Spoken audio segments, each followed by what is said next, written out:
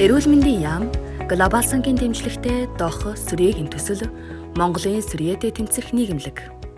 Ямар хүмүүс сүрьегээр өвчлөх эрсдэлтэй вэ? Сүрье хаасаагүй байдаг. Амьсгалын замаар халдварладаг учраас сүрьегийн халдварыг ямар ч хүн авч болно. Хинч сүрьегийн халдвар авч болох ч эрсдлээр нь зэрэглэж үзвэл халдвартай хэлбэрийн сүрьеэтэй өвчтөнтэй хамт амьдардаг хүмүүс 100%, хамаатан садан найз нөхөд хамт ажиллагсад 10%, холын хавтал 1% эрсдэлтэй байдаг байна.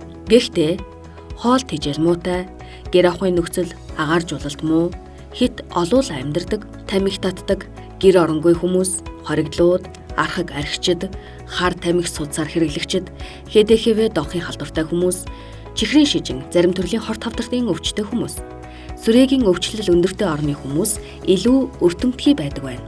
Харин гар барих, хувцас, жорлонгийн суулдуур, аяг тавгаар халдвар дамжихгүй.